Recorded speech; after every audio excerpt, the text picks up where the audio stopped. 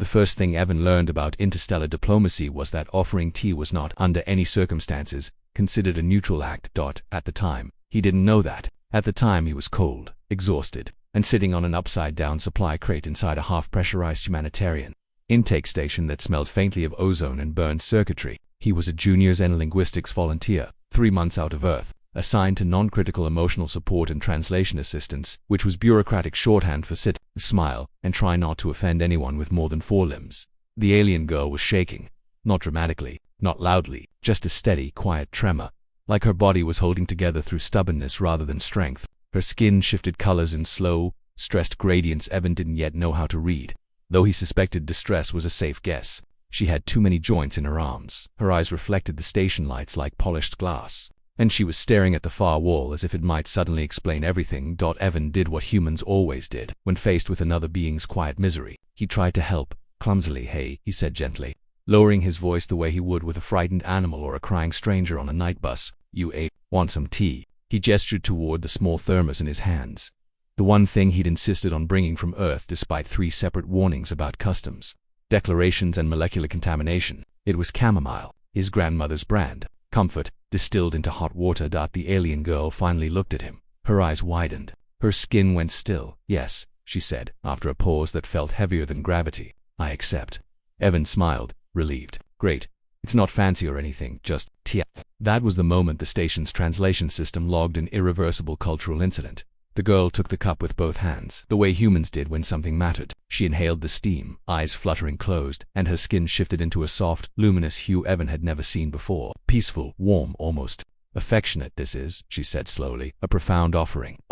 Evan scratched the back of his neck. "It's just a drink, to help you calm down."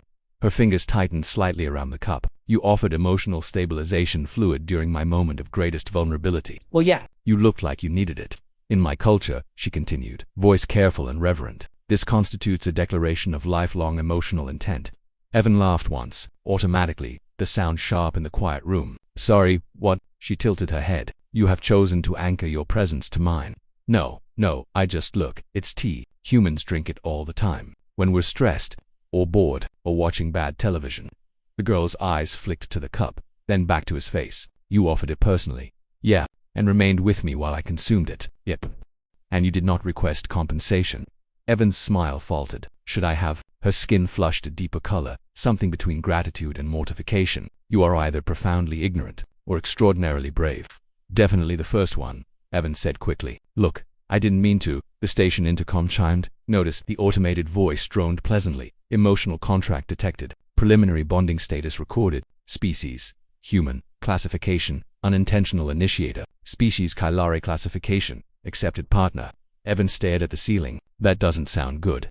The alien girl Kylari apparently lowered the cup, hands trembling again, though now for an entirely different reason. "I am so sorry," she said. "You must think me manipulative." No. I think the galaxy is just aggressively weird." He ran a hand through his hair. "Can we undo it?" She hesitated. Undoing would require formal rejection. "Okay, cool, let's do that." Her eyes darkened. Formal rejection carries significant emotional harm. How significant? She considered. Social disgrace, psychological possible exile. Evan winced. "Right, of course it does." Silence stretched between them, thick with the hum of distant machinery and the soft slosh of tea in the cup. Evan watched her shoulders rise and fall, watched the way she clung to warmth like it might disappear if she blinked. "Look," he said finally, voice quieter, "I didn't mean to put you in a bad spot. If this causes you trouble, we'll figure something out. Humans are good at improvising." Her gaze softened. "That is what frightens the council most about you." He snorted, despite himself. "Yeah, we get that a lot." She hesitated, then took another careful sip of tea. "What is your name?" "Emotional anchor Evan." He grimaced. "Just Evan, please." "Very well," she said, a faint smile touching her lips. "Then you may call me Lyra." Something warm settled in Evan's chest at that, something he didn't have a translation for. He blamed the tea, or the exhaustion, or the way her skin glowed when she smiled, like a sunrise, trying not to be obvious. Across the station, unseen protocols were already unfolding, notifications rippling through bureaucratic systems that had never accounted for a human, offering comfort without a contract in mind. And Evan, oblivious to the galaxy quietly rearranging itself around him, poured himself another cup of tea and sat beside the alien girl who might purely by accident now own his heart according to 3 separate star empires. He took a sip. It sighed, and thought, not for the last time, that this mission briefing had been wildly inadequate. By the time Evan learned that the Kailari word for contract also translated loosely as emotional gravity, well, it was already too late to pretend this was a small misunderstanding. The station had changed overnight. Where yesterday it had been a bland, utilitarian waypoint filled with tired diplomats and bored technicians, today it hummed with an entirely different energy. Doors slid open a second too slowly. Conversation stopped when Evan walked past. More than once, he caught alien eyes flicking from his face to Lyra's side of the room and back again, as if confirming a rumor that had grown teeth while everyone slept. Lyra noticed, of course. Her species noticed everything emotional before it became verbal.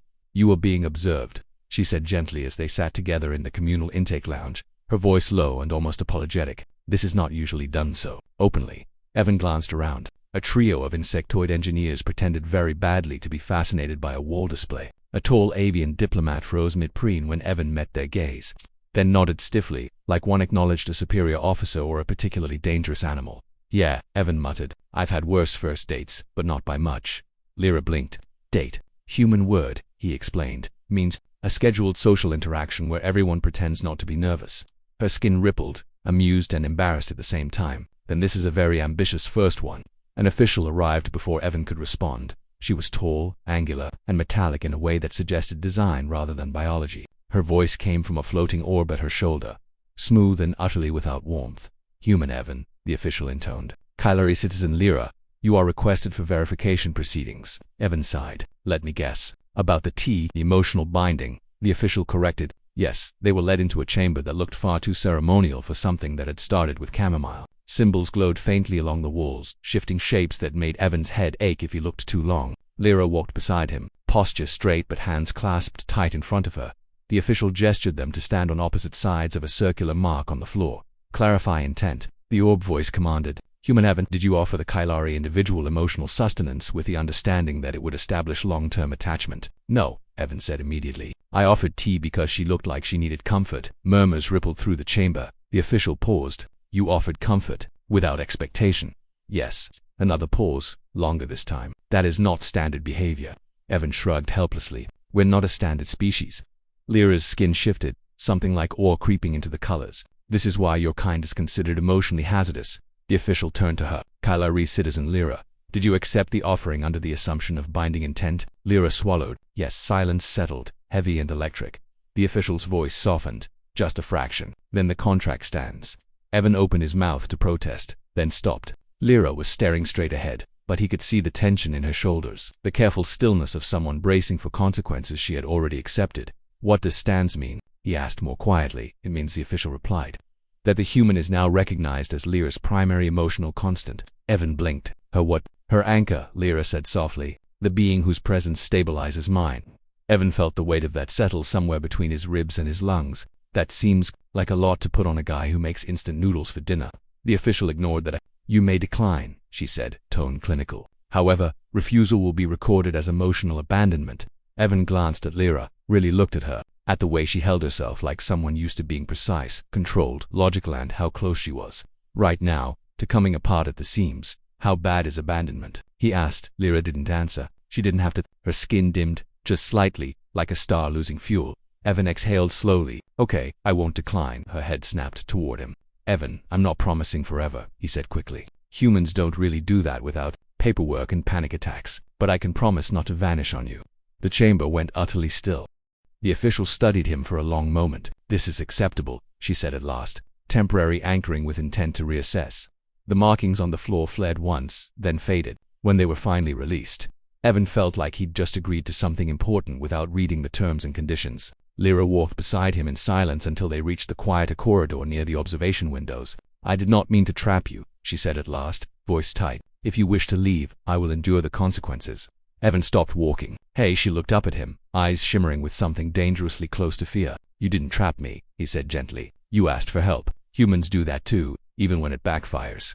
Her skin brightened, tentative and hopeful. "You truly do not resent this?" "I'm confused," Evan admitted, a little terrified, "and pretty sure I just became emotionally responsible for someone from another star system. But no, I don't resent it." She smiled then, fully this time, and the corridor seemed warmer for it. "In that case," she said softly, "I will endeavor not to rely on you excessively." Evan laughed. "Good luck with that. We're terrible at boundaries." Somewhere deep in the station's databanks, new annotations were already being added. Notes about humans, about comfort offered freely, about bonds formed without calculation. And Lyra, walking beside the strangest anchor her people had ever recorded, felt something unfamiliar bloom quietly in her chest. Not an obligation, something dangerously close to affection. By the third day, Evan had learned two very important things. First, the Kalari did not do anything quietly once it became official. Second, according to at least 12 separate interstellar databases, he was now emotionally classified somewhere between trusted stabilizer and accidental spouse. Neither category came with a handbook. The problem began when the visitors arrived. They came in sleek, elegant clusters, their movements synchronized in ways that made Evan feel like he'd walked into a ballet choreographed by spreadsheets. Elders, analysts, cultural observers, Lyra's people, drawn by the bureaucratic shockwave of a human forming an unintentional emotional contract without even trying. Evan stood in the observation hall wearing his least wrinkled jacket, which unfortunately still had a coffee stain shaped vaguely like South America.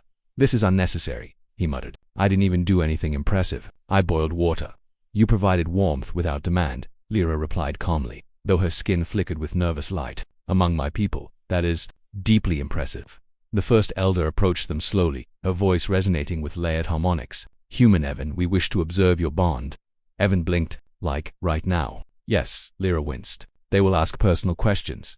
"How personal?" She hesitated. "Emotionally invasive, socially educational, mildly humiliating." "Cool," Evan said. "Love that for me." They seated him across from 3 elders and 1 cultural recorder who was clearly vibrating with academic excitement. "Human Evan," the eldest began, "explain the motivation behind your offering."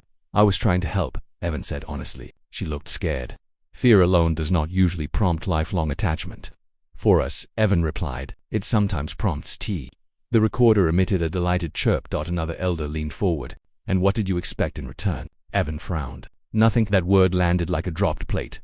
The elders exchanged glances. Lyra's skin pulsed, astonished. "You offered comfort," the first elder said slowly, with no anticipation of reciprocation. "Yes," the recorder's lights flared. "This aligns with prior human behavioral anomalies." Evan scratched his cheek. "We call it being decent sometimes." The questioning continued, drifting into stranger territory. "How do humans indicate romantic intent?" Evan nearly choked. Badly." Lyra's head tilted. "Elaborate." "Well," he said, glancing at her, "sometimes we joke when we're nervous. Sometimes we apologize too much. Sometimes we make tea." The elders murmured again. "That explains the confusion," one said gravely. After what felt like hours, the session ended with no verdict, which was apparently worse than a negative one. Evan stumbled out, exhausted, to find Lyra waiting just outside the chamber. "I am sorry," she said immediately. "They are relentless." "Hey," Evan replied, rubbing his temples. "Your people just try to psychoanalyze my personality through a beverage. I think I'll recover." She hesitated, then said softly, "They are concerned about me." "Why?" "Because," she admitted, "this bond has altered my emotional baseline." Evan paused. "In a bad way?" "No," she said quickly, "in an expansive one." They walked together along the observation window, stars spilling past in silent rivers of light. Lyra watched them with a faraway expression. "Before you," she said, "my life was very precise, efficient. I knew my purpose. And now I am distracted by small things," she said. "The way you hum when you are nervous. The way you apologize to inanimate objects." "I apologized to a door once," Evan admitted. "It startled me." Her skin glowed warmly. "I find this comforting." Something twisted gently in Evan's chest. "Lyra, I don't want you to feel like you owe me anything. I didn't save your life to own it." She turned to him fully. "And that," she said, voice steady but intense, "is precisely why my species believes you do." Later that cycle, the rumors escalated. A junior diplomat bowed to Evan in the corridor. A trader offered him ceremonial sweets for the bonding journey. One particularly bold alien congratulated him on his emotional conquest, which Evan shut down so fast it nearly broke the universal translator. "I didn't conquer anything," he snapped. "I offered kindness." The alien blinked, confused. "Yes, exactly." Evan retreated to the quiet corner of the station, where Lyra eventually found him staring out into space, like someone reconsidering every life choice he'd ever made. "You are overwhelmed," she observed. "Just a bit," he said. "Your people think I'm some kind of emotional war hero." She sat beside him, careful to leave space. "They do not understand restraint expressed as care." "We barely understand it ourselves," Evan said. "Most of the time we're just making it up as we go." She studied his face. By the time the Kalari Council convened its emergency session, Evan had stopped pretending this was temporary. Not because the galaxy insisted on it, though it absolutely did, but because every quiet moment beside Lyra felt less like an obligation, and more like a decision he was actively making. Humans were good at that part. choosing again, even when the rules were unclear and the consequences kept changing their names. The chamber was vast, circular, and designed to make individuals feel very small. Evan stood at its center in borrowed formal wear that pinched his shoulders, while Lyra stood beside him with her spine straight and her colors carefully neutral. Hundreds of eyes watched from the tiers above, some curious, some wary, a few openly fascinated. The presiding voice echoed, "Human Evan, you have been observed." "That's been happening a lot lately," Evan said, unable to help himself. A ripple of discomfort passed through the assembly. Lyra's skin flickered fondness, trying very hard to stay professional. "You have formed an emotional bond with a Kylari citizen without coercion, compensation, or contractual leverage," the voice continued. "Explain your intent." Evan took a breath. "My intent is not to hurt her." Murmurs again. He pressed on. "I didn't come here to conquer, convert, or collect anyone's heart. I saw someone scared, and I offered comfort. If that's dangerous," then he shrugged, "that's kind of on us as a galaxy." An elder leaned forward. "Do you claim ownership of Citizen Lyra's emotional future?" Evan turned to Lyra before answering. She met his eyes, open and unguarded, giving him the space humans so rarely received when decisions mattered. "No," he said firmly. "I don't own her. I choose her. There's a difference." The chamber went still. Lyra's skin bloomed with color she no longer tried to hide. "Human Evan," the presiding voice said slowly. "You reject dominion yet maintain attachment. This is contradictory." "It's human," Evan replied. "We're really good at loving without filing paperwork first." A pause. Then, unexpectedly, laughter soft and startled, spreading unevenly through the chamber as the absurdity landed. The council deliberated, quietly, tense, long enough for Evan's legs to ache and his heart to pound in ways no translator could smooth over. At last, the voice returned. "The bond will be reclassified." Lyra stiffened. "Not as ownership," the voice clarified, "but as mutual emotional alliance, voluntary, renewable, revocable by either party without penalty." Evan exhaled hard. "That's surprisingly reasonable." "We are learning," the elder admitted, "against our will." Afterward, the station felt lighter, not because the galaxy had changed its mind overnight, but because something fundamental had cracked open. Conversations resumed without whispers. Bows became nods. Curiosity softened into something warmer, less clinical. Evan and Lyra found themselves alone again by the observation window, stars drifting past like witnesses who would never tell. "It seems," Lyra said quietly, "that we are no longer bound by accident." Evan smiled. "Good. I'd hate to think all this happened because I forgot how weird tea is." She laughed, a sound still new enough to surprise her. "You have altered my people's understanding of affection." "Sorry about that." "I am not," she said. "For the first time, I am allowed to want something simply because it feels right." He hesitated. "And what do you want?" She stepped closer, closing the distance with deliberate care. "To continue choosing this, you, us, without obligation." Evan's chest tightened, warm and terrifying all at once. "I can do that." They stood there, not touching, not rushing, letting the moment breathe the way humans always needed to. Somewhere nearby, an aide coughed loudly and retreated with exaggerated discretion. Evan Lyra added, skin glowing softly, "There is one more matter," he groaned. "Please don't say ritual." She smiled. "My people believe that shared warmth reinforces emotional alliances. That sounds manageable." She gestured to the thermos in his hand, the same battered thing, refilled again and again. "More tea." Evan laughed, real and loud, echoing off the stars. "Yeah, I think I can handle that." As they shared the cup, shoulder to shoulder, new annotations populated galactic archives, notes about humans, about kindness without leverage, about bonds that didn't demand submission, only presence. And somewhere far beyond the station, civilizations quietly adjusted their models, because a human had done what humans always did best. He offered warmth, and the universe, confused and slightly embarrassed, fell a little bit in love.